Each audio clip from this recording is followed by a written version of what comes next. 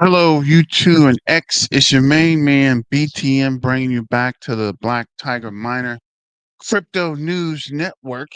And we're talking about XRP. Can XRP get to, what was it? $10, I suspect. $10 a token in 2025. You know, a lot of people are hating on XRP and don't want XRP to succeed for some reason, of reasons unknown. Guys, why are you mad at XRP? I don't know. But just an FYI, XRP is going to change crypto, right? It's going to melt faces. It is going to take off. So let me know what you guys think about XRP in the comments. And what do you think? If you like it, you love it, you hate it, either way, XRP is going to continue to push because I only talk about things with good technology, guys. I only talk about things that can make you money. I'm just trying to help you rebuild your crypto community and your crypto environment. And what is that? What is that? That's weird. I guess that's a gray hair. You guys are worrying me out here. But either way it go, just trying to get some information together. And people are uh concerned. And I'm telling you guys, now is the time when you get in, right? Because investing now will help you make money. Make money your slave. Put it to work and help it make money for you. Don't set it in the bank. Only thing I could say is you can invest in your 401k and invest in maybe not crypto, maybe what else called? Indexes or index funds or ETFs. But you gotta put your money to work. You're not gonna get rich going to work every day and putting your money in the bank. The bank only gives you 2% on the money they're loaning back out and making 15 to 20% on it, right? So you're not going to get rich that way. I don't care what you think, what you thought, what somebody told you. I got a financial services background, and I'm telling you, you're not going to make any money saving in the bank. You have to invest your money, high risk, high reward. But you got to invest in something, guys. The thought of you getting rich from saving in the bank is out the window, right? You got to invest it. You got to invest and you got to make at least more than, excuse me, 10% on your money if you're trying to get ahead. Ladies and gentlemen, boys and girls, cats and dogs, king, queens, and in between, it's your main man BTM in the Crypto News Network and just trying to help you guys make money in this ever changing crypto market. So I'm just trying to see something real quick before we turn the spotlight on. All right, one more video. There's a lot of freaking videos here. I mean, a lot of long videos. Let me double check. Okay, it looks good enough to get started. And let's get to. All right, let's turn the spotlight on. Got enough there. Kind of running behind today. Got a lot going on. But we are live because we're doing it all live. But we are here for XRP. Let me know what you guys think in the comments. Don't forget to like, share, and subscribe and super chat. And as always, don't forget to sign up for the Black Tiger Miner Twitter page. We're keeping you guys updated on news and events. Let's check the bubble real quick. Farcoin's up 20%. AIZBT's up 20%. ZBCN is down 19. Say it ain't so. XPX is down, up 25.4. Mr. Miggles is up 10%. Pepe's up 10%. Link's up 5. XLM is up 3.6. Let me know in the comments, do you guys want to do XML videos or Ondo's up 7.5? Glad I picked that Ondo up. ADA's Cardano's up 4.5. Algorand's up 8.4. Swarms is up 15. Swarms is the gift that will not stop giving. Turbo's up 6%. Piles up 10. XRP's up 2.6. Gala's up 6.6. Metal is up 2.3. XCN is up 3.8. Peanut is down 3.9. Brett's up 13.1. Giga up 14.8. Bonk's up 8. Fetch is up 9. Snake is up 8.1. House up 8.8. Organize up 4.1. Renders up 16.4. H-bar is up 6.7. Also, let me know what you guys think about H-bar. A lot of people are telling me to do H-bar videos, but I can only do so much at a time. I might have to hire more people on the Black Tiger Miner Crypto News Network because we got a lot of news to talk about. So back to Twitter. Ripple speaking at the Digital Euro Conference at 28th of March with H-Bar Hedera. Okay. Is that Ernest & Young? What is Ernest & Young doing there? Ernest & Young, Accenture, Hedera, Ripple, SAP, Deutsche, Swift, KPMG. Interesting. Actually worked for KPMG for some time. This is, what is this? German Financial News educating their audience on XRP while CNBC tries to pretend it doesn't exist. We will see Squawk NBC, Andrew R. Shrunken, Becky Quick, and George Squawk. Okay. I don't know any of those names, but hey, whatever. Kein Security. Daran ändert sich nichts und dagegen wird auch kein Appeal eingelegt. Jetzt sollte man nicht leichtsinnig sein und sagen, ja gut, jeder Token und jeder Coin ist kein Security. Wenn man, das Beispiel hat die Hester Pierce in einem Interview letzte Woche genannt, wenn man eine Aktie, eine klassische Aktie, wie sie auch gehandelt wird, die ja ein Security ist, tokenisiert, dann ist dieser Token schon ein Security. Also von daher dieser Rückschluss, Token und Coins sind definitiv nie Securities, den kann man so nicht gelten lassen. Aber was den XRP angeht, in and itself. Thing is, what is this? Let me see. SEC 1, Ripple 1, secondary sales. This COTUS settlement POUTS. Okay. I don't even understand the dates on here. But either way, it does go to the fact that Germany is talking about Ripple, which is a good thing for all you XRP investors. Let's go. Breaking. Ripple pushes for regular clarity in the SEC letter. Says crypto needs to reveal through relief through the law, no threats. The secretary's past strategy ignored the law. We're here to fix that. I am a proud XRP holder. So put a fire in the chat if you are holding XRP. Let me know what you guys think. This is March 21st. The commissioner of the crypto task force. I'm not reading all this.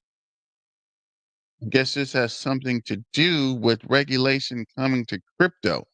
And that is the final frontier, guys.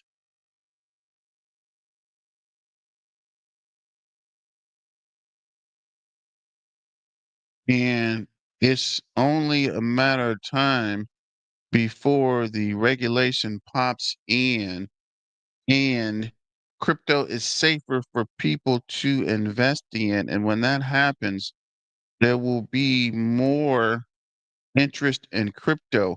Currently, a lot of people are not getting into it because they don't think it is regulated enough. So if we do get a little regulation into crypto, it's going to go a long way as far as investor sentiment, right? USA just flipped XRP crypto holders. You better watch this. This is Currency. what We know this administration is very bullish on crypto as a super whole, quick. but this is nothing compared to the type of conversations that they're now having within this last 24-hour period of time. There's a lot of massive things that are happening right now, which are going to have massive effects on the markets. So there's a lot of for us to go over here today in today's video. So make sure 50% of you guys who I know you're not subscribed, make sure you hit that subscribe button, hit that like button so everyone sees it, and let's get into the video. First, I want to talk about this. President Trump recently made an announcement about his Liberation Day for America in his own words. He says, America's been ripped off by every country in the world, and April 2nd is going to be an amazing day because that is the day that reciprocal tariffs are going to go live for absolutely everybody around the globe. Now, what exactly does this look like? Well, every single European car manufacturer are going to get hit with massive tariffs. China is going to get hit with massive tariffs into the agricultural industries and many other areas. Now, the thing about this is the type of trade that the US has with every single country is slightly different, meaning the types of tariffs that every single country has put on America is also slightly different. Generally speaking, tariffs are put on very specific industries as a retaliation effort in order to ensure that you are essentially damaging the opposing enemy's economy as much as they are damaging yours in certain aspects. And now Donald Trump is just putting a blanket reciprocal US tariff on absolutely everything, meaning if somebody decides tomorrow they're going to start attacking the US agricultural industry with their tariffs, reciprocal tariffs going to go up and so on. And it's going to continuously happen until the foreseeable future. Now, this is very interesting. This is essentially a move from Donald Trump saying that, okay, listen, you can tariff me all you want, but you're just going to get the exact same thing back, and it's going to be a never-ending cycle. I'm the biggest economy in the world. Come at me, bro. That's essentially what the U.S. is doing here. Now, exactly how this is going to result in the end, nobody truly knows. But what we do know is every single time previously that tariffs have been put on, it has caused massive market collapses across the entire crypto market. We saw some of our worst red days on every single day that we had tariffs going live. Some days we went down nearly 30% before recovering very quickly. And this does present a tremendous amount of opportunity in the market, which I'm going to touch on later at the end of this video. So make sure you stay tuned because this is an actual opportunity for all of you guys watching this to make tens of thousands of dollars. And if you have, 6 figures in the bank, you can make a lot more than that. Okay. So yeah, we're going to get to that very soon. But first, we got to talk about the US government and what else they're doing in the crypto space specifically, because it all kind of ties in as well. It's going to be very, very crucial here. Number one, the US government has lifted their tornado cash sanctions and ban. Now, you might be wondering, why is this so big? Well, this is huge for decentralization. The whole reason the tornado cash was really existing is so that people could essentially deposit money into the tornado mixer and then withdraw it from a separate wallet and have nobody know who and what that wallet was. Now, the reason why this is so good is it essentially means the US government is pro decentralization. This is exactly what crypto holders actually want and need. Not having complete oversight over everything, having your right to privacy, and having self custody are all things that are extremely important to cryptocurrency holders. And so this is a massive step in the right direction and cannot be understated. And this is actually going to be amazing for XRP. We'll get into why very shortly. President Trump's executive director of digital assets also says Bitcoin is digital gold and should be treated as such. We're seeing David Sachs, we're seeing Cynthia Loomis, and we're seeing many others come out with massive plans for the crypto industry. And I wanted to highlight what Cynthia Loomis recently said about the US government and how they should actually sell their gold and buy Bitcoin. Now, listen, I'm a huge proponent of gold. I think gold is amazing. I also think cryptocurrency as a whole is amazing. I think that both are good. I don't think that the US government should sell all of their gold and just buy Bitcoin with it. But nonetheless, This is what senators in the US government are wanting to do, which cannot be ignored. So I want to listen to this real quick from Senator Cynthia Loomis and then talk about what this could potentially mean. To augment it in a way that provides authority by statute for the U.S. government to take gold certificates, which we hold them at about a 1974 value, which was, I don't know, $46 an ounce or some such thing, and then bring them to market value and then use that to buy Bitcoin. If we did that, we could probably buy 200,000 Bitcoin every year for 5 years, hold them for 20 years, and not use a single new taxpayer dollar to do it. So, this is a very doable thing. So this is actually incredible, right? I want to be very clear. What Cynthia Loomis is talking about here is not selling all of the US government's gold and just buy Bitcoin with it. They're selling these specific types of bonds to essentially use that to buy Bitcoin. This is not going to affect the taxpayer, and this is going to acquire a tremendous amount of Bitcoin, 200,000 Bitcoin per year for 5 years, and then just hold that for 20 years, as she was saying. And the US government at the same time could also go ahead and purchase Bitcoin in other capacities as well, maybe even using some taxpayer money, maybe using some other government revenues. But nonetheless, extremely cool to see that Senator Cynthia Loomis is thinking of these types of strategies. This is the type of mindset we need working in the government to make a big difference when it comes to cryptocurrency. And yes, all of this capital that goes into Bitcoin will have a trickle down effect to the rest of the cryptocurrency market as well. And you best believe they're not just going to acquire Bitcoin. They're going to acquire XRP. They're going to acquire all of the top cryptocurrencies they mentioned as part of their US strategic reserve, which does include XRP and some other great names as well. So I wanted to really run this by Grok and see what Grok has to say. Like, okay, like if the US government were to buy as much XRP as they currently have in gold, hypothetically, what would happen to the price of XRP with just this particular factor alone? This is not counting anything else with cross-border payments or literally anything at all, right? So we can see the total amount of gold that the US government does have in dollar value is roughly $653 billion, right? So to calculate how much XRP the government could buy with that, well, you just got to look at the current XRP price and divide that by the total amount of value in gold, and then you get 270 billion XRP. All right. 270 billion XRP is a massive amount. Now, when we look at the realistic price range based off of that, if they were to acquire that much XRP, well, we can see right here, a $653 billion worth of XRP purchase could push the price to $11 to $20 per token based on how fast they purchase those tokens. Like if they do it all at once, obviously it's going to have a much larger price impact because there's going to be an absolutely insane liquidity crunch. But they're probably not going to do that just to not affect the markets to that capacity. But nonetheless, yeah, that's insane. We can go to $20 per token just based off of that alone.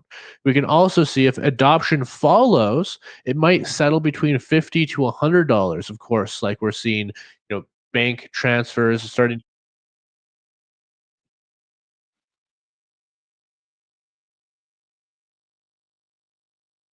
So this is price range. So he's saying 50 to 100 in 2025. Short term, 11 to 20 per token. 11 to 20 per token would be great as well. Let me know what you guys think about this in the comments. Don't forget to like, share, and subscribe and super chat. Upper bound extreme scenarios 1,000 plus are possible only with global reserve status and schemes, but that lack of growing in the current economy reality. Uh, so let me know. Short term purchase of 653.7 billion worth of XRP could push the price to $11 to $20. Let me know what you guys think about that. Use XRP, so forth, and other big things like that. We see in the upper bound, in the extreme scenario, a $1,000+ XRP is possible only with global reserve status or debt-related schemes. But these lack grounding in current economic reality and would require, of course, a lot of changes to happen. But yeah, a sustained growth is actually possible to hit a $100 XRP in this event. And this is something that Senator Cynthia Loomis said that they would look to start doing within the next 5 years for Bitcoin. And of course, they're going to implement other strategies for other cryptocurrencies as well. So overall, yeah, I think there's a lot of incredibly bullish things happening here for XRP. And the US government long term is going to be doing leaps and bounds in order to ensuring that the crypto markets do very well. But we also have to remember it's not all rainbows and sunshine, right? We do have President Trump saying April 2nd is going to be, Liberation Day, but it's also going to probably be a massive sell-off day. So that's something we need to all prepare.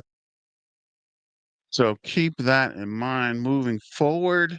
You can check the rest of the video out on the Black Tiger Miner Crypto News Network.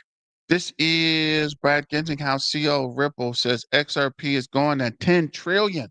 $100 per XRP is giga bullish. The macro environment around custody digital assets is expected to be close to $10 trillion by the year 2030. And inevitably, people are going to need a place to store those assets and safe, secure, and they're going to need to be able to transfer them as well, having good on and off ramps, even a tokenization engine, some of the work Ripple is doing around central bank digital currencies or CBDCs. So we think there's a lot of pieces that come together, and we already had, and I remember when you and I first spoke, I remember being on a call with one of the largest top 10 banks in the world, and a bank Ripple was already working with, and they were asking us about could we help them with their custody. This is prior to the Medico acquisition, and we weren't in a position to do that. And so when I think about that synergy, the ability to say to that existing Ripple customer, hey, here's a best in class, going head to head time and time again and winning on the custody level, to be able to bring that product to them, I think is a great opportunity for the two companies together. So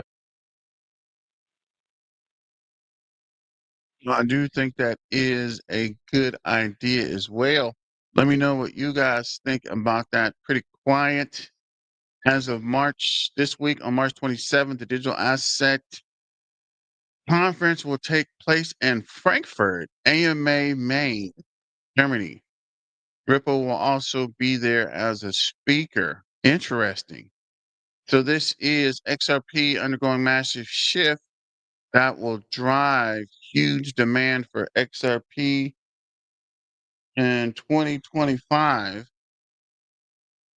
this year for institutional DeFi. I guess we can come back to that. CEO Brad Ripple says we're underestimating what it means to unlock the market through upcoming crypto legislation. On today morning, Maria, I strongly believe we are underestimating what is meant to unlock the U.S. market. Upcoming crypto legislation, as well as previously guidance statements rescinding from the SEC and OCC, allowing IFs to work with crypto. With 4 years of headwinds behind us, the U.S. is ready to reclaim the leadership position. Crypto gaining ability to unlock the U.S. market. Ripple CEO. This is Brad. Looking good on Fox, Brad. Pleasure meeting Brad Gensinghouse, XRP this morning on MWM Business, Fox Business. Let's go. XRP 50% pump today. Going to keep an eye out on that as well. This is another quick video. 6 weeks after the president was elected, we signed more deals in the U.S. than we had in the previous 6 months. Was elected, we signed more deals in the United States than we.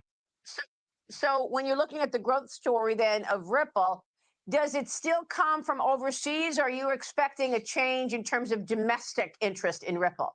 Well, we're definitely already seeing a change in the domestic interest.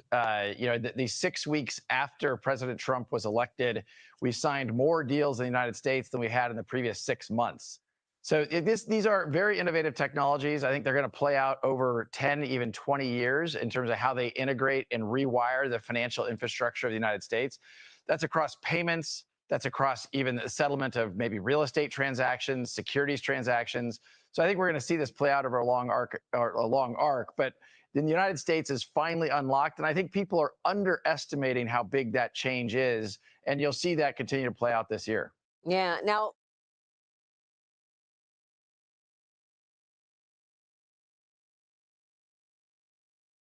So shout out to Brad Gensinghouse there as well. Just in the likelihood of XRP approving, right? What is has surged 87% on the poly market following the latest update in the Ripple SEC case. 1776 Fed JFK DJT XRP 2025. How can our stellar rise be reclaimed for the most monolithic evil power ever to exist? Okay, I probably should have previewed that one. This is XRP payback.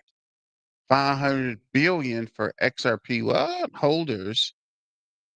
Uh, Breaking news: CEO Brad Gendinghouse of Fox says the dismissal of the SEC case allows us to unlock the U.S. market expansion. of several Let's see what this deregulation guy's actions talking by the about. Trump administration in the digital asset sector. Joining me now is the CEO of Ripple, Brad Garlinghouse, back with us. Brad, great to see you. Thank you so much for being here. It's great to be back. Nice to see you. Well, congrats on this move by the SEC. What does this enable you to do at this point?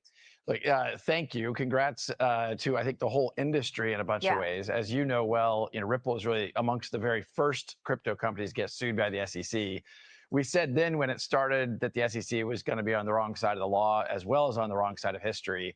It took longer than we would have liked to kind of prove that out, and more than $150 million of legal bills. But we're thrilled with the ultimate outcome. It allows us to really unlock the U.S. market, which has really been very hostile with a lot of headwinds in the U.S. market for the whole crypto industry. Yeah, for sure. And we saw investors react to it, XRP seeing a gain over the last week. But Brad, I want to get your take on what Japanese banks may be preparing to do in terms of adopting XRP. What can you tell us about the growth story at Ripple when you look across the world, overseas markets? Well, once the United States government filed suit, we really were kind of frozen in the U.S. market. And so about 95% of our customers today, Ripple's customers, are non-U.S. financial institutions. And those are some of the largest financial institutions, ranging from HSBC and BBVA to payment providers you wouldn't necessarily have heard of. Markets like Japan, I think, are still unlocking. The market opportunity here is massive. You have trillions of dollars flowing cross-border globally. It's still largely dominated by the SWIFT network, if you will. And that's architecture. That's a technology architecture that's developed 50 years ago. There's an opportunity to modernize. That takes time, particularly when you have a government in the U.S. kind of combating that innovation. But that's changing now. The Trump effect, if you will, is profound. You're seeing that in asset prices, but you're also going to see that in the adoption of these technologies. Yeah, and I think so. When you're looking at the growth story then of Ripple, does it still come from overseas? Or are you expecting a change in terms of domestic interest in Ripple? Well, we're definitely already seeing a change in the domestic interest. These 6 weeks after President Trump was elected, we signed more deals in the United States than we had in the previous 6 months. So these are very innovative technologies. I think they're going to play out over 10, even 20 years in terms of how they integrate and rewire the financial infrastructure of the United States. That's across payments. That's across even the settlement of maybe real estate transactions, securities transactions. So I think we're going to see this play out over a long arc. But then the United States is finally unlocked, and I think people are underestimating how big that change is, and you'll see that continue to play out this year. Yeah. Now, President Trump spoke at the Digital Asset Summit in New York City last week. Here's a clip. Watch. Pioneers like you will be able to improve our banking and payment system and promote greater privacy, safety, security, and wealth for American consumers and businesses alike. You will unleash an explosion of economic growth, and with the dollar-backed stablecoins, you'll help expand the dominance of the U.S. dollar.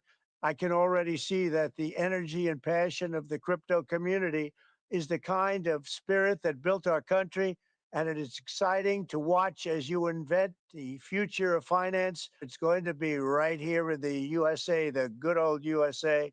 Together, we will make America the undisputed Bitcoin superpower and the crypto capital of the world.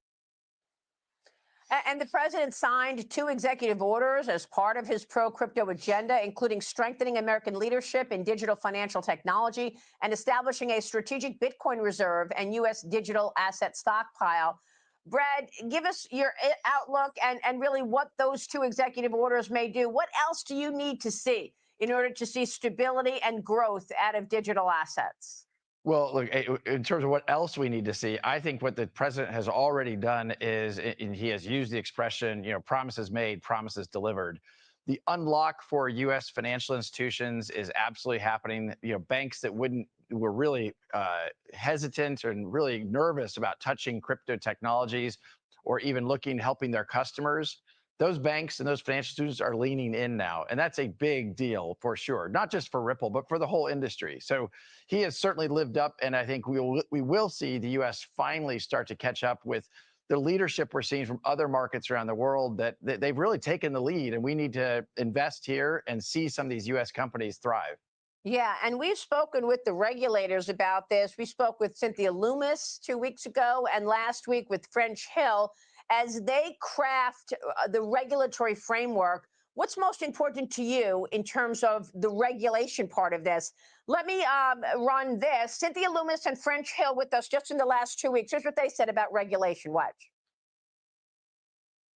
Bitcoin is a commodity, so it will be regulated by the Commodity Futures Trading Commission. Some other cryptocurrencies look more like a security and should fall under the disclosure requirements at the SEC. So part of what we want to do is guide what is a commodity and what is a security and provide that kind of clarity in the law so we can let agencies know who has jurisdiction over what.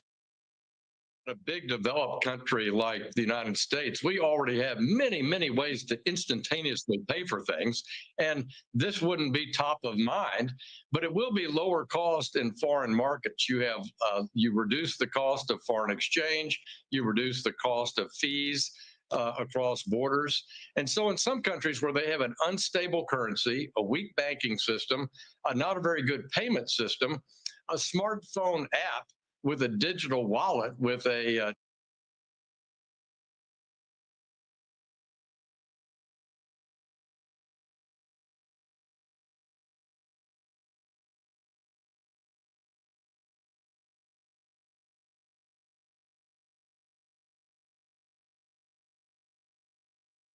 I think I closed that video out by accident, but let me see. We'll go to run through a couple of these videos real quick, and I'll be back shortly. Trying to see what we have. I want to see which one, but let's start with this guy, 100 billion for XRP and holders. then In come back today's video, to we're going to these break that down. videos. And I want to remind you You how unbelievably early you are to cryptocurrency. You are so unbelievably early. Remember, first they resist it, then they sue it, then they regulate it, then they join it. Draper. We're now moving from speculation to regulation phase where you can still make a large amount of money.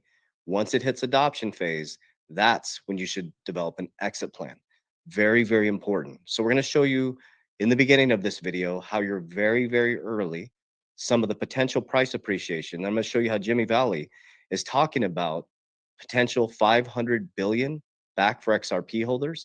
And I'm going to work to get him on the channel to break that down a little bit further. Okay, so the first thing I want to show you guys right here is this is an old video, I believe, but it's resurfaced and it's going on. Maybe, I mean, you guys could question down below or comment down below. But think we played this video before, but it's going viral again on social media. So I'm going to play this video where Larry Fink, the largest asset manager in the world, who is now the largest holder in Bitcoin besides Satoshi, and also is wanting to allocate 1 to 2%. They have a 1 to 2% allocation of their portfolio. Check this out. If you're frightened of your debasement of your currency, or you're frightened of your economic or political stability of your country, you can have an internationally based instrument called Bitcoin that will overcome those local fears. And so I'm a big believer in the utilization of that as an instrument. And so if that becomes true, and you see that it could be a proper hedge against maybe hope security or equities. Yeah. The question is, could you see a 2 or 5% allocation? I was with a sovereign wealth fund. Listen to this. Listen. During this week, and that was the conversation. Should we have a 2% allocation? Should we have a 5% allocation? If everybody adopted that conversation, crazy. It would be 500,000, 600,000, 700,000 for Bitcoin. Think about that. Did you hear what he said? That it's key to listen to what he said. He said, the conversation now is, should we do 2%? Should we do 5%? It's not, are we going to implement it? Should we implement it? It's how much should we allocate? Do you realize how early you are? David Sachs, Crypto Czar, holds talk with top UAE officials to discuss cryptocurrency. This is huge right here too. So I believe 5% of the population has exposure to crypto, and only 4% of the global population owns Bitcoin. 4% highlighted how early adoption still is despite the buzz. Ownership is the highest in North America at 10.7, while regions like Africa and Oceania remain below 4%. Only 4% of the 8 billion people in the world have access to crypto, or Bitcoin specifically. Think about this, how scarce this is. There's only 21 million Bitcoin. Only 4% have exposure to it in the population out of 8 billion, and 95% of the supply is already gone. Do you realize what's going to happen if asset managers do 2 to 5%? It is going to be gone like that, and that's where the price appreciation comes in. We're moving from an inflationary asset, which is the US dollar, to a deflationary asset. And when the media tells you about it, it's going to be way too late. That's going to be the adoption phase, okay? So here's what I was talking about with Jimmy Valet. Valhalla Capital founder pursues a 500 billion XRP payback for XRP holders. I'm going to work to get him on the channel to talk a little bit deeper around this. So this was the Crypto Basics put this out. Valhalla Capital founder pursues 500 billion XRP payback for XRP holders. Jimmy Valley, the initiative aims to secure 500 billion in compensation for XRP token holders who suffered losses due to the SEC's lawsuit against Ripple. The lawsuit, initiated in December 20th, triggered a historical sell-off around XRP, causing exchanges to delist the token. As a result, XRP price plummeted about 75%, dropping down to 17 cents. And I was so excited about that. We held on like a tick on a dog, and we bought a lot more just days after the SEC lawsuit announcement. Although XRP saw slight recovery, it largely traded below $1 as the case lingered for almost, I'm putting this in there as my part, almost 4-5 years. Many, included Valet, believe the SEC lawsuit has hindered XRP's price growth over the past years. Of course it has, absolutely. In an X post, Valhalla stated that if not the SEC lawsuit, the XRP price. We have reached the 50 EMA. We need to see what's going on.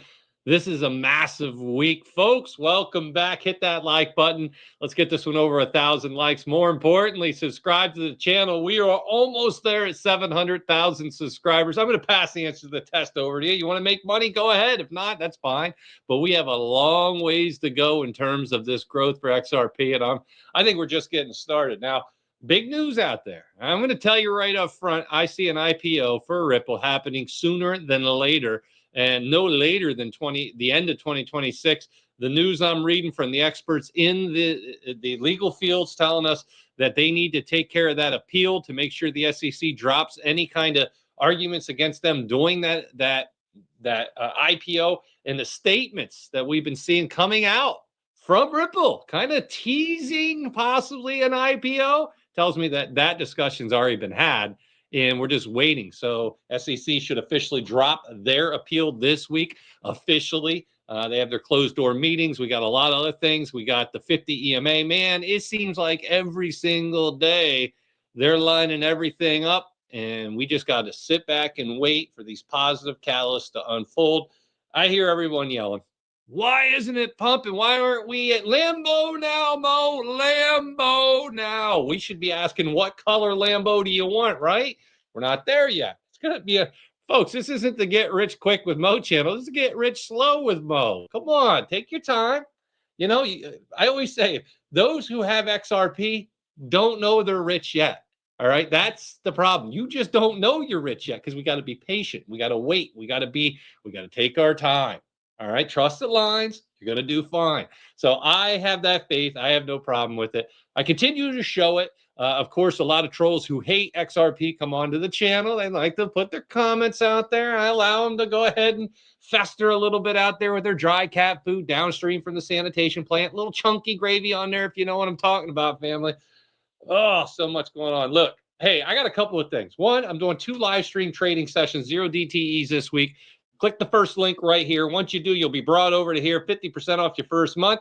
Boom. All you got to do is check out, use the earner tier to take advantage of that. Tuesday and Thursday this week, I'm going to be doing the live stream trading. I'm excited. We're killing it. I mean, seriously, I think I don't even know, 13, 14, 15 or 16 and 2 on individual trades. It's unbelievable. I don't know. It's crazy. If it's a football game or a baseball game, I should say, it's out of control. Now, click that one, get in there, though. And the second link down below is for Kraken. I started that challenge. Sign up, get funded, get in there, because I'm going to be releasing even more plays this week. So that's what I would tell people to do for the new ETF challenge I'm doing. Now, let's go ahead and start with a little positivity to get this week started. We're going to dig into the XRP and everything that's going on. It's wild, but I do want to give the shout outs. Smack Meek, let's go. Loading up dry powder April 2nd. Let's go. I love seeing the XRP family in the house. Max, fortunate mistake. That was supposed to be a call. It worked out okay for you. Sometimes that happens. Yeah, what do we got here? Net account value. I'll take in the big hand. Okay. Oh, okay. Big gain. Okay. Starts out. You can start out slow and move up. Man, that's all right. The Meat Father, Kraken, boom, boom, boom. 144% up. Jordan Belfort, one of our expert traders. You get access to some of his plays. Front and Options, another expert trader sharing their wins. So if you guys want to come over, come on over. We're going to have tons of plays throughout the week. I drop a lot of option plays today. So make sure you get in here. I should say today. Let's go. Now, boom, cryptocurrency. The time of making this. What are we at? Up 0.1% in the last 24 hours. Don't call it a comeback. I've been here for years. I believe that song. Man, hey, look, I got the hat on to prove it, man. I love that song. You guys know what's going on. XRP making a comeback. 244. You might say, making a comeback. What? Yeah, I can always hear the trolls. There's a few things I'm going to show you in this video when it comes to the technicals. You should pay attention. Let's keep moving on, though. You're going to have, and this is the total market cap of all cryptos, almost all cryptos, all the major right here. You can see total categories tracked, total exchange tracked, total coins tracked. There's more than that out there, but man, oh man, put it all together. The market cap right now is roughly 2.9 trillion. If we go back, and it's not even that far back ago, 2017, you were at 26 billion. All right. If you said back then, there is no way in the next 10 years this goes 100 times. 100 times. 100 times your money. You know what they said back then? I remember, because I was well in the industry back then. No way that would ever happen. That means 100 times. And it would go to 2.6 trillion. No way. Maybe, and they said that. No way this would ever go 100 times. There's no way. There's not enough money for this to happen. And you go forward, and it didn't take a couple of years, and it did 100 times your money. Then it comes all the way back down, and we're back down to 800. Then it goes 3 times your money to 4 to 5 times your money. Then we come back down. Are we going to go to new highs? Yes. We're going to go up 4 to 5 times your money. And I say this because it's not an if, it's when. I am 100% positive you're going to go multiples from where we are now. It's not if, it's when. And so is when the next couple of years, 2 years, 1 year, 3 years, 4 years? I think in under 4 years, yes. That's my personal opinion. And then when we come in here and you look and you say, you know, how's that money happen? Well, we had Standard Chartered do their report before the election. They saw by the end of 2026 that the market cap of all cryptos would hit roughly $10 trillion by the end of 2026. We got that election. Now the clock is ticking. What you need to understand is that this is a slow process. Regulations and all that, and the SEC, Paul Atkins. I'm going to talk about Paulie Atkins coming out here. Uncle Paul Atkins. Let's see what he can do. It takes time. As much as you want to see everything happening, you're not going to get this 10 trillion market cap that Standard Chartered talked about. I believe they've been nailing the price predictions, absolutely nailing it. And of course, a lot of people said you're going to see a pullback from the initial and then the next leg up that should get us up to that 10 trillion. The pullback happened. And now you're starting to see what I believe, I called this, that the low is in. We're going to see the next leg up. It's going to be slow and steady. I've already said this. You're getting rich slow with Mo, not the get rich overnight. Wrong channel if you're looking for that. If you're looking for slow, steady gains over the long term that we can sleep at night, not worry, you're here. You're here. I agree with this one. They're nailing it. What about the ETFs? That drives the money, right? The XRP ETFs out there that we're waiting on. Well, BlackRock's a big one. We don't got that yet. We need that one. We're going to get that one, in my opinion. I'll make some phone calls, call them up, see if I can get a hold of the Hey, Fink, are we going to get that now? Yes, no, maybe. Write me back. Put the check in the box. It's like high school. Yes, no, maybe. And but I believe the answer is yes. So I think they're waiting for everything at the court cases, to be totally done, appeals done, settlements done. After all that's done, then they step up to the plate. It's like Babe Ruth just sitting there. Everybody's like, he's going to bat. He's going to bat. And eventually, and this is like a little league game too. A little 12-year-old Babe Ruth in his prime coming up. Ooh. For all the young people, like, who's Babe Ruth? Just think Aaron Judge, man. I got to see him play a couple of months ago at Cleveland. Wow, dude, great guy. Down there signing autographs for the kids before the game. Got up there, just a beast. Anyways, so JP Morgan calling for $8 billion within the first 12 months for XRP. Love it. That'll be a nice solid push up for a spot ETF. We should see good things. Now, ripple effect. Surging XRP ETF optimism follows SEC legal retreat. There's a lot of things going on. Like I said, they're not done yet, though. There's more to the story that meets the eye. And there's settlements happening, there's talks happening, there's closed door meetings, all this and more. Why? What's the big deal about the negotiations, Mo?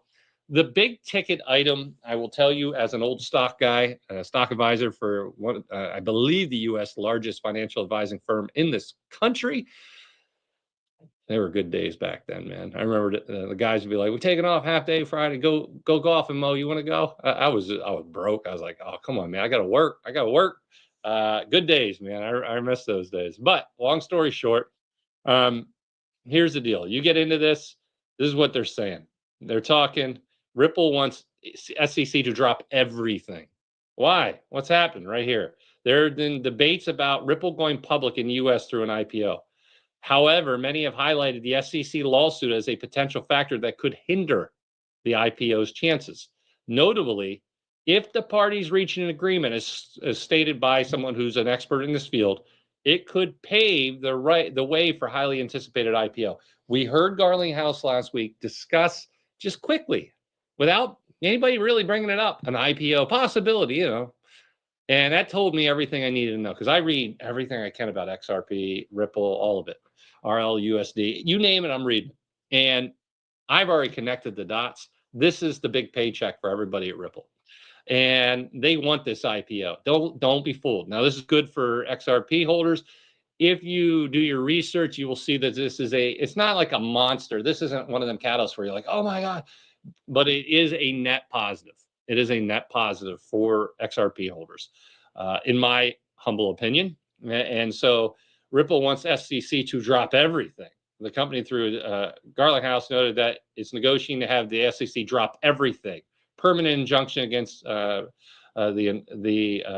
investors, and of course, $125 million fine. And that's the problem. And they can't go into the institutional sales for those kind of investors, which is killing them. And they want to. So they want that institutional investor, all of it gone. And it's at 125 million. So I think we have something about the institutional investors right here. Permanent injunction on XRP institutional sales. So they want all that taken care of, right? If they get that, you're going to see some differences here. And look where we're at. I told you, I think it was 7 times. 1 time, 2 times, 3 times, 4 times, 5 times, 6 times, 7 times we hit my support. My support. I see all the different charts and I always shake my head. You want the best, you come here. This hit off the 7th time. I told you this was the best place to buy. Massive fear in the markets. And I was telling you, this is it. This is where you get intestinal fortitude. Do a gut check, folks. You want to make money, you buy off the support levels. This was the support level. Oh, I had people, I thought you said it at $2. I thought you said this is support, because it dropped all the way down to $1.90. If they waited 1 week, you could see it got all the way up to 260. You made 30% on your money. If you're swing trading this, you should be killing it based off the charts I'm giving you. Now, the 50 EMA this is it. It's go time. We confirm, which I think this time around we're going to, especially with the positive catalysts. The 5 crosses over the 50 EMA, the green and red line. It's a nice pop up. The big one's when the 13 crosses. The yellow line crosses the red line. Yellow line's at 238, green line's at 240, or I should say the red line, 242. 4 cents difference. Let's get the 13 EMA up there. I'm liking it. The major line we really want to break, though, obviously, is roughly 259. We are looking good, family.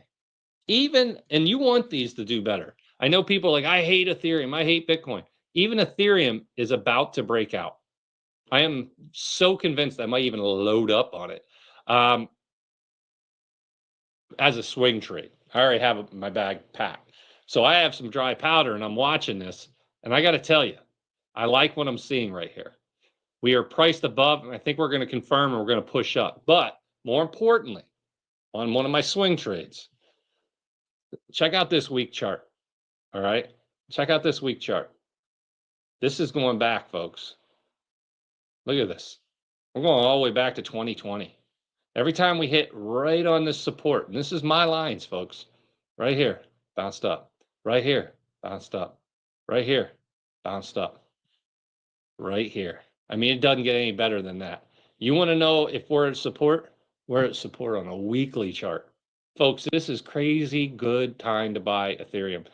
Unlike somebody else, Eric Trump, who said, this is it. This is it. I'll say this. This is it. Now, I'm not going to hit you with the thank me later because you never know. All right. I like this price.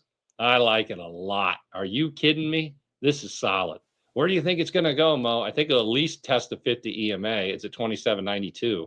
We're priced at 2012.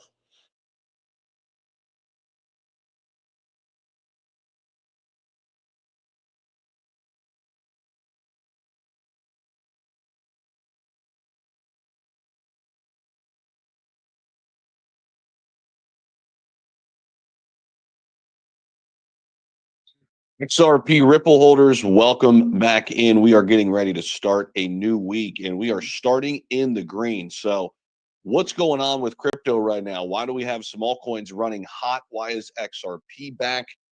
And are we about to see a massive crypto move again? Are we getting back to a risk-on environment? That's what I want to kind of address and talk about, break down for you guys in this video. And again, all I ask here, it's totally free to smash the like button and subscribe to the channel because we're putting out a ton of content for you guys every single day. Crypto's up today about 3% to start the week. And I felt pretty good because we got through the weekend without any crazy sell-off. That was really a good sign. That was something that I was watching for very closely. We got through the weekend without a crazy sell-off, and we entered into Monday. And I had a feeling, you ever just have that feeling when you wake up and obviously the first thing you do is check your crypto portfolio. You check CoinMarketCap or whatever it is. And the first thing I thought of when I woke up was obviously to check that. And I just felt like it was going to be green. I had that feeling. Bitcoin is above 87,000. Ethereum's above 2K. XRP's back to 245. And we are rocking and rolling. Look at Solana.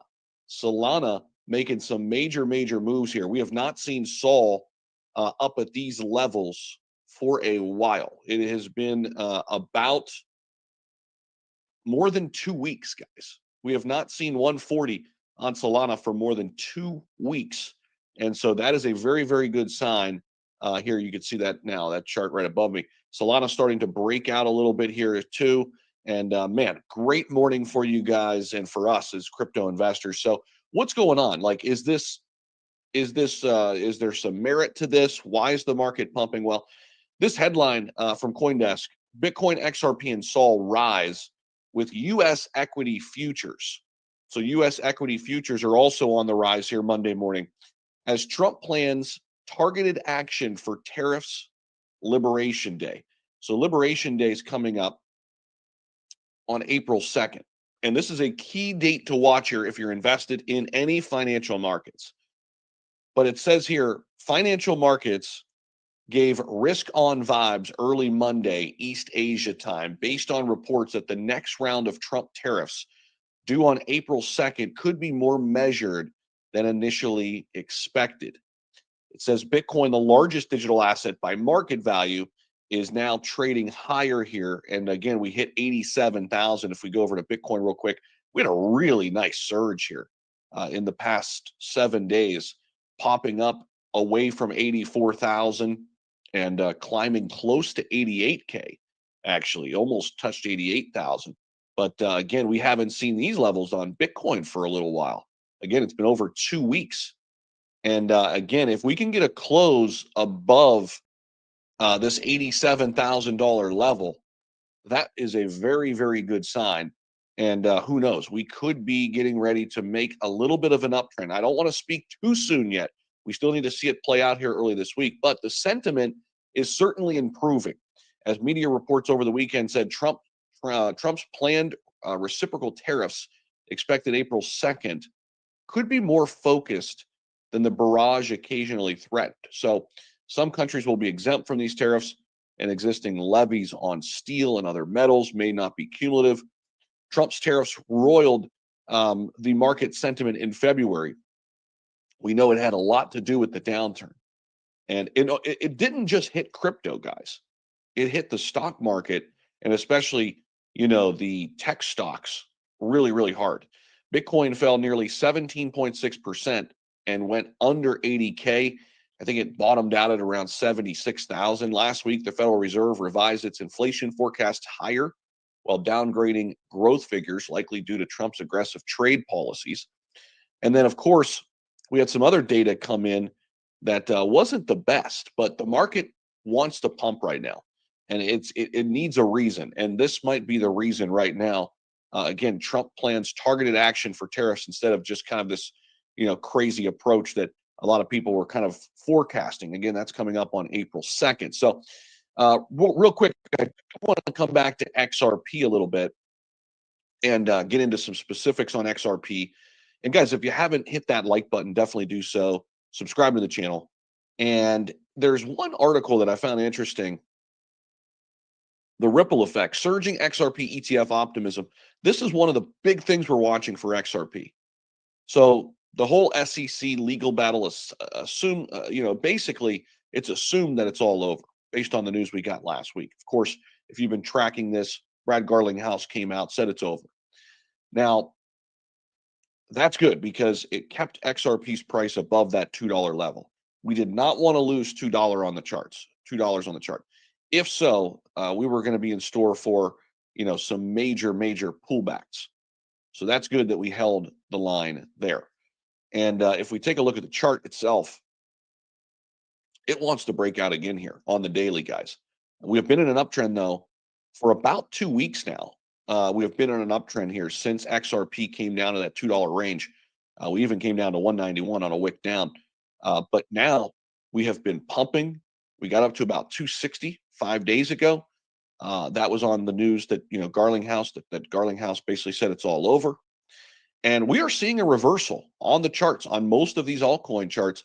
XRP trying to get back to that $3 psychological level, slowly but surely making its way there, guys.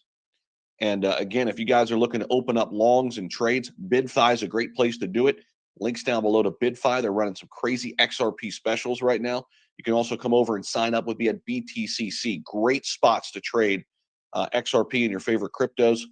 And then my trading indicator, if you want to know when the market is about to pump like crazy, be one of the first to know. This is a tool that will allow you to have all the insight and information you need to win in crypto. A little over $1 a day gets you started, guys. If you're serious about investing, you want to take it to the next level, I walk you through how to use the indicator. Super easy to use, but this is for serious investors only. There's a link down below in the description. It's pretty awesome. You can set up your own customized alerts, and you can have those alerts with you on the go with XT Algo. So, guys, it's a great start to the morning here. Great start to the week. Very excited about where we could be heading here potentially throughout the day. But again, Bitcoin closing over 87 is going to be something to watch for us today. I'm going to be tracking that, and we'll see if these altcoins continue to rise along with XRP.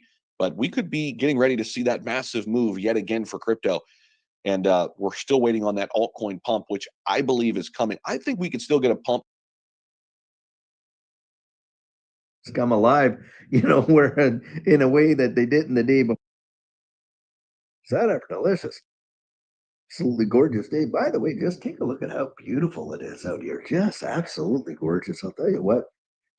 Guys, you got to get out there and you got to exhale. You just do, because this space, this digital asset space, will literally test you and drive you and drain you of every nerve if you let it. So you just got to make sure you're getting out there and taking time to really just exhale. That is for sure. I'd say that. Now, something I was reading today that I think you're going to find is totally mind-bending in a way of how it could impact so many people right across the wide world. So 23andMe, this is a DNA, collection service. People will go in and, they want to find out, hey, where do I come from? All that kind of stuff. And it helps people connect with family and all that. And even law enforcement has used it to kind of solve some crimes and things like that. These guys have gone bankrupt. When I think about that, it's actually a scary thought, because in a bankruptcy, who is going to take jurisdiction over all this DNA data? And by the way, if it is up for sale and somebody else comes in and buys it, and we're talking a treasure trove of information and DNA data and stuff like that, what could they possibly end up using it for, or doing it, or try to monetize that? Have you ever thought of it? Wow. The thing is, the reason why this tweaked my interest, because I found that they're on zero hedges. I look at economic stuff and things that are affecting the economy, or things that are showing the symptoms of where the economy is at. And of course, correlating that with our digital asset space and on and on. And I caught this article about 23andMe going bankrupt. And I thought, holy mackerel, this 23andMe has been around for a good while. And the thing is, reading the article, it's like it's never made a profit, I guess. Kind of like that whole Amazon deal. And I suspect they suppose that it would make a profit at some point, because Amazon for a long, long time made zero profit. Nothing. But the concept of it was really great. And I thought, this is probably where this is at. But obviously, people are not out there with their disposable income buying their DNA kits and all the stuff like that. And, as a hobby, when people do hobbies for their genealogies and stuff like that, obviously it's showing that, hey, people aren't pursuing that, and they're backing away from all that. And that tells you that, hey, people do hobbies with disposable income. Well, there's not so many people out there with disposable income. Of course, the hobby area, that kind of industry is, coming back. And it doesn't matter what the hobby is, but needless to say, when you're thinking about this company and it's going bankrupt, obviously it's showing the signs, but the implications of the data that's there. And here I am thinking, wow, how secure is that information going to be, and how that could impact so many tens of thousands of people? Because what they do is it's not just the people that submit it, the whole 23, it's the whole DNA database that they got going on there. And I'm thinking, my gosh, do they ever need blockchain in there to secure it? Because I'll tell you, that kind of information in the wrong hands, or in a hand of maybe some unscrupulous people, could really wreck just so many, folks around the country. I thought this was truly wild. And on top of that, and you're reading the article, and they're putting out there that, oh, well, we got to make sure that, no, big time corporations from China can get a hold of the info, and on and on and on. I'd like to hear what you guys think. Drop it in the comments there, whether or not that would really cause your, bead of sweat to drop down your brow if you were one of the ones on inside that database of all that information. Now you got the company bankrupt, and anybody could come along and buy it. Wow. I mean, you just can't make this stuff up. It is truly crazy when you think about that, because a lot of times right now, what is the big deal when it comes to this whole digital asset space, and of course the movement forward of CBDCs around the wide world? Well, it's privacy, it's our autonomy, it's our information, and all that kind of stuff. Now, how much more information could you possibly, as in terms of how vital it is, than your DNA information? I don't think there's too much that, because we've seen hacks where people have got people's addresses, their names, and that, even so much as their social security numbers and all that. But your DNA, wow, I'm telling you, that really, I thought that was something else and totally floored me. And so I thought, there's a little bit of tidbit of information now in this digital asset space. XRP this morning, what, 245, 246, not too bad. We're in that range, guys. We are just consolidating in the range, what, between 220 and 250, somewhere in there. Reading other articles and how some folks are calling for a massive break. I mean, big. And that this thing could take off and practically at any time. Well, I guess we're all just holding our breath waiting for it. But if it does happen like they think it's going to happen, it's going to really shock a lot of folks. And there were some big time, people out there, and they were talking about how we could see a massive supply shock in this whole digital asset space, and for XRP in a big way, because of all the demand that could be brought upon it, from ETFs and all this other stuff like that. And I think it was David Schwartz was going out there and comparing XRP to gold in terms of a means of consideration, and how that could be, he was using an analogy. And of course, people jumped on the bandwagon. So, oh, David Schwartz said XRP is digital gold. He did not say that. What he said was it could be compared to gold as a medium of exchange, and how that as a monetary instrument. Now, a lot of monetary instruments are not necessarily, legal tender, right? I mean, gold is not legal tender, but it's absolutely a monetary instrument, medium of exchange, store of value, unit of account, measured in weight. Well, XRP fits that bill just as well. It's, a store of value, it's a medium of exchange. Hey, there's how many? I think 1 million drops in an XRP. So obviously it's a unit of account and all that kind of stuff. And you're getting all this information. And guys, I think that what we could see, if we do see a supply shock like what they're saying, yeah, XRP could be in the double digits for sure. I mean, how many of us genuinely do believe that? I mean, I certainly do. I don't think that we're always going to see, a single digit XRP, just like I didn't believe when XRP was 20, 30 cents that it was never going to go over $1, $2, $3, $5, that kind of stuff. And so I just think it's a matter of when, not if. And I don't have a problem with it. I mean, we worked, 25 years to get a pension from our employer and stuff like that. I think I can hold on for, a few years to see things really pump. Now, I don't think we're going to have to wait that much longer, because I do believe we are in a bull cycle, and we are going to literally see this thing. A stampede is going to come, guys. And I think it'll come a lot faster than what a lot of people think. And when it does, most people won't be ready for it. No, they won't. you can tell just by the sentiment in the space and talking to folks and this and that. Most folks aren't even thinking about, they're just thinking, well, I just can't wait when the price is high and all that. They're not ready for it, guys. They're not psychologically prepared. It is going to catch most people by absolute surprise, and it's going to blow them away. Even people that have been following this and into XRP and all that kind of stuff, it is going to bring them, it is going to shock them in such a way, because if you ever go through it, and for those of you that have gone through a bull run, you can put your comments right down in there and just give people a glimpse of what it's like. You can't digest it. It is just on, hey, so fast, so fast. I'll tell you what. Now, guys, I hope you've had an absolutely fabulous weekend. That is for sure. I love you so much. I love coming out here, spending this time with you. My first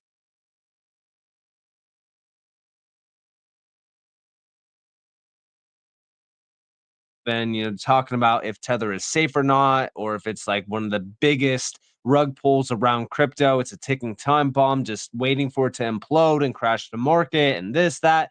And, these conversations continue to be pretty loud even today. Now, the big question is, do we have anything to be worried about with Tether? Now, just for, full transparency right now, I do not trust Tether.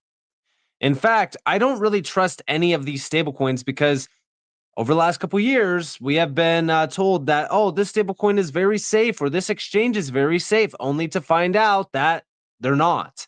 Right now, technically speaking, I would only trust ROUSD. The issue is that it's not really publicly available on a lot of these exchanges. We don't have a lot of trading pairs tied back to RLUSD. So we don't actually have a lot of access to it at this current moment in time. But it is a stablecoin that I actually do put a lot of trust behind. And it's not because I'm biased or anything, but it's because of the reputation of Ripple and what they've been doing for the last roughly decade plus. But regardless of that, let's actually talk about Tether because it has over $145 billion tied to it. It's the largest stablecoin by market value. And the question still remains, can we trust this stablecoin? Now, if we go over here, there was a post made by the CEO of Tether, and he is saying that Tether was the 7th largest buyer of US Treasuries in 2024 compared to countries. Now, this is interesting, right? But when we think about what's going on here, okay, Tether has infiltrated the US market in a big way. And if I was setting up something that was pretty fraudulent, why wouldn't I be the largest buyer of US Treasuries? Because technically, if they go after me, well, all of a sudden, the US market starts to collapse because I'm one of the largest buyers and holders of US Treasuries. See, a lot of people actually don't look into this and they don't even consider it a possibility because they trust Tether, they trust USDT. But again, when we think about the CEO of Tether, he has been very quick to be defensive. Brad Garlinghouse recently talked about how Tether was going to be targeted by the U.S. government. This goes back to like the summer of 2024, and immediately Paolo went on to X and started taking shots at Ripple, taking shots at Brad Garlinghouse as well. And I found it very interesting to see that. And I feel like it kind of showed some of the cards on Tether's side. But regardless, we also have this video clip where we have Tether is helping to secure the US debt. Check it out. Tether is the company that brought financial freedom and financial inclusion to hundreds of millions of people. I don't want to be or sound cocky or disrespectful, but we heard so much about financial inclusion, that was important and all that. This is the financial inclusion is the topic of the 21st century. But I believe there is no company, I mean, we are not an NGO, we are not a charity. Well, there are so many NGOs and charities that raise so much money to do financial inclusion, and we don't see them anywhere in the countries where we are. We did much more for financial inclusion with hundreds of millions of people than anyone else in the world. And while we are doing that, we are buying back the US debt. So right now we have around $115 billion of US treasuries. We are not a country, we are a small company, we are a small tether. But if we were a country, we would be the 18th country in terms of ownership of US debt. So, and if you think about it, we also put the US debt, we make the US debt much more resilient, so that right now, for example, you had one single decision maker in China that 30 years ago, he had control over almost $3 trillion of US debt. And now instead they decided to sell a good chunk of it. And now there is, China has only 770 billion in US debt. And with the USDT, that cannot happen, right? So we are, every one of our 400 million users is a different brain, is a different mind, is a different person. So they will, all these 400 million people will not wake up one single day all together thinking, oh, now let's redeem Tether and so we can sell the US debt. No. Well, again, when we think about what's happening here, it all sounds great on paper. It sounds like Tether is one of the biggest players in this market. They've, become a big piece of the US market. But let's actually look into this a little bit more. Tether actually hasn't had a 100% full audit done. They haven't been extremely transparent. And over here we have Tether CEO says full audit by Big Four firm is top priority following new CFO hire. Now this is coming from Reuters, and this got posted on the 22nd. Okay. Now we've been hearing this for a very long time, so we do question if this is actually going to happen. Now, if this does happen, does all of the talk about Tether being unsafe, you can't trust it, all that kind of stuff, does all of that go away?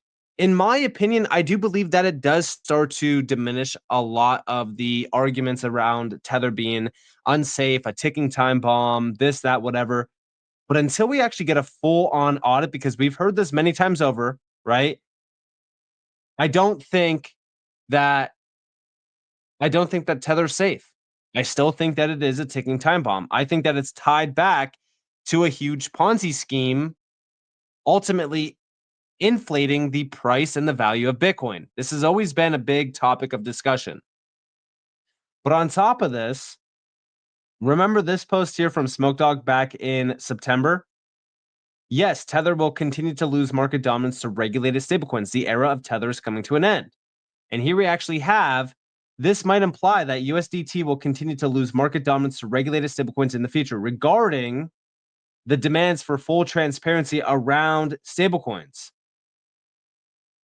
Now, on top of that, we have over here in the second image, stablecoin expansion. In 2024, the stablecoin market is predicted to reach a new record high, surpassing $200 billion, driven by the launch of markets in crypto assets, MiCA regulated stablecoins in Europe, the growth of yield-bearing stablecoins, and rising trading volumes. USD Coin, USDC, Circle, is expected to overtake Tether in market share. Know your customer infractions and market manipulation affecting Tether's market position is the main key drivers around how we could see Tether significantly impacted. Now, continuing on this discussion, here we have a post from September 4th as well regarding JP Morgan. We have even JP Morgan foresees the decreased use of Tether with upcoming stablecoin regulation. Big statement from the top of the financial food chain. Regulations put indirect pressure on Tether's attractiveness. This is how RLUSD will overtake Tether's market share of stablecoins. RLUSD, which is backed by a regulated entity like Ripple and operates on its own blockchain, the XRP ledger, would be well positioned to capitalize on the shift in the market. With a high level of regulatory compliance, transparency, and adherence to new standards, RLUSD will become more attractive to institutions and investors who are increasingly wary of Tether's opaque asset disclosures and weaker regulatory standing. Time is ticking for Tether. And here we actually have the post regarding JP Morgan foreseeing decreased use of Tether with upcoming stablecoin regulations. Upcoming stablecoin regulations in the US and Europe will impact Tether's usage, according to JP Morgan analyst. These regulations would likely put indirect pressure on Tether as its attractiveness would diminish relative to stablecoins with more transparency and greater compliance with new regulatory KYC AML standards, the analyst said. This challenge for Tether would also apply to the DeFi space, where Tether is widely used as a source of collateral and liquidity. Tether's reports are still lacking a full and detailed asset breakdown and independent audits instead of auditors' assurances, they said. And that's why, if this is true, this will be huge for Tether. And in fact, I do think that it would put a lot of trust behind Tether. But until we actually see a full audit, and we're talking about a detailed full audit, full transparency, I don't think that Tether can be trusted. There are significant price risk associated with assets other than US T-bills as well. And that's because while Tether reported billions of dollars worth of profit last year due to high interest rates and underlying assets price appreciation, there are significant price risk associated with assets other than US T-bills. Now, building upon this, and this is from March 22nd, JP Morgan is predicting the demise of Tether as well. Sure, you can disagree with me, but you are going to really ignore the bold calls of smart money. And big shout out to Smoke Dog for all of this. But building on, upon this, we also saw a big update from JP Morgan back in February as well, saying that Tether may need to sell Bitcoin to comply with proposed US stablecoin rules. And the big question is, will this impact the market if this is true? And the answer is yeah, it will be a big impact. Now, is all of this bearish? The thing is that we probably won't see Tether targeted or Tether implode or anything like that until the bear market. I think that that will be a big catalyst for it. I think that it's similar to FTX, if you will. If all of this is true, and if Tether cannot be trusted until we get this audit, this could still be something to keep a close eye on. Now, on top of that, we have over here that a new stablecoin bill introduced to the U.S. Senate in April would encourage U.S. banks to issue stablecoins and disadvantage non-bank stablecoin issuers and non-U.S. entities such as Tether. And even building upon this, the Genius stablecoin bill, big shout out to Chad Steingraber for this, inherently cannot earn yield, must meet requirements, or cannot be used. Capital requirements tailored to the business model. And this is all under the Genius Act. And we have here that excludes those earning interest or yield, excludes tokenized deposits or DLT-based bank accounts, also excludes certain types of securities. A payment stablecoin not authorized under the Act, presumably offshore, cannot be used for interbank settlement.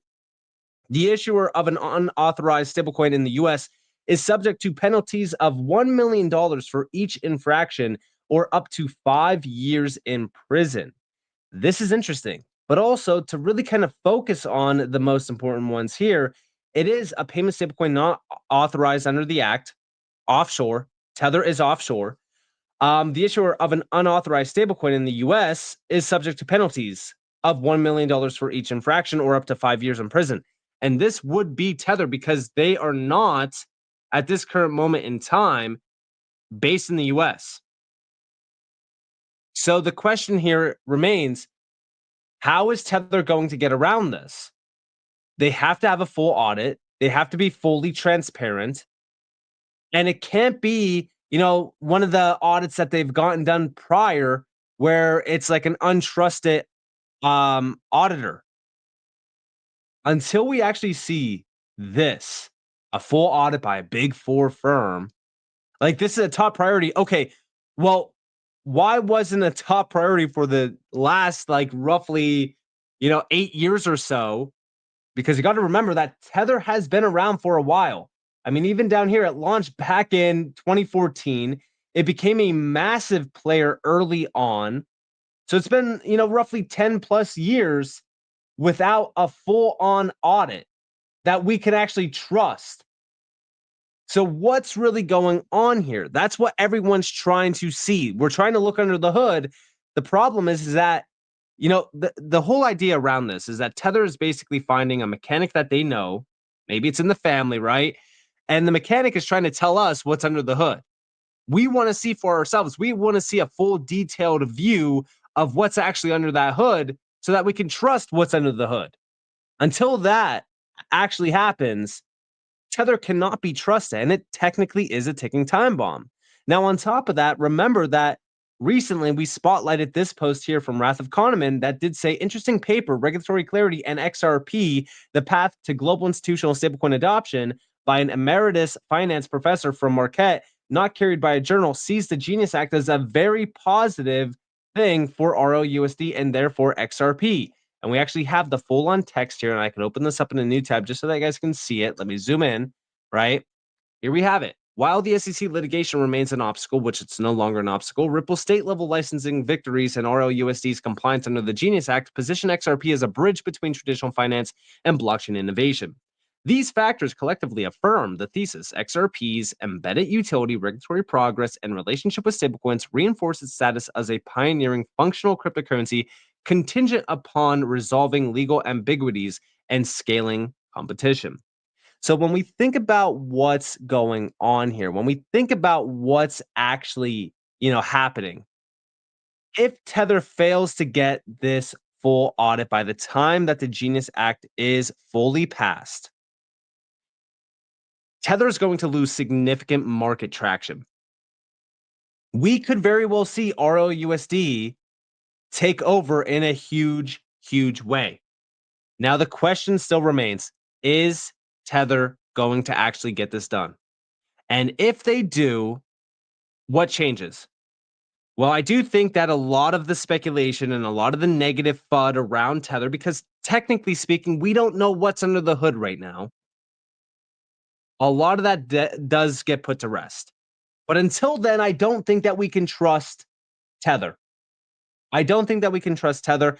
I still think that this is a big issue within crypto because got to remember that Tether does power most of DeFi, has over 145, almost 146 billion dollars in fully diluted value. And if we're thinking about that, okay, imagine what a wipeout of Tether could do for the space. I'm not betting big on it. I don't want it to happen. I'm just saying that it is something that we have to keep in the back of our mind because everyone thought that Terra Luna was too big to fail. Everyone thought that FTX was too big to fail. It's the same story here with Tether. So with that being said, I hope that you guys enjoyed this video. If you guys did, definitely leave a like, subscribe, turn notifications on because more free content. You guys are more than welcome to follow me on Twitter.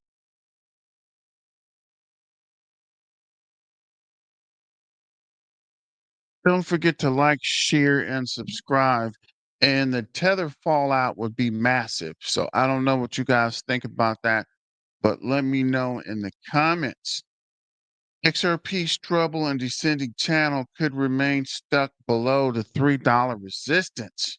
Despite showing strength, XRP has failed to sustain a breakout above $3 due to strong resistance. The shift from the bullish pennant to the descending channel indicates a persistent low buying pressure. XRP maintained $2 as support, but the altcoin might struggle to prevent another decline. Since dropping below $3 earlier this month, XRP attempts to reclaim the level has been unsuccessful. However, in the past 24 hours, altcoin has shown renewed strength, suggesting another push towards the top price. Despite the occasional price increase, strong resistance restricts the token, preventing a sustained breakout. Here is how XRP might fare as it struggles to overcome the bullish bearish structure.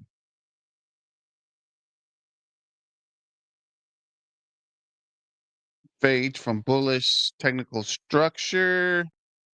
And I'll have this in the comments. I'm not going to read all that because we're running short on time. Why XRP's up today? Fear and greed index spikes to 45. XRP's up 3.5% in its value in the past 24 hours, up from the weekend's low of 324. When is it going to hit $3? If it passes $3, we are live. After weeks of consolidating between $2 and $2.20, a recent surge has pushed the broader crypto market into a slightly neutral sentiment, with the fear and greed index growing to 45 from Sunday's 30, according to market tracker data. The token's community sentiment grew optimistic about the price outlook after Ripple CEO Brad Gensinghouse announced the end of the 4-year-long legal clash between the SEC and the company, although the latter has yet to give an official statement in the matter. So we're waiting for XRP, actually the SEC, to make the announcement.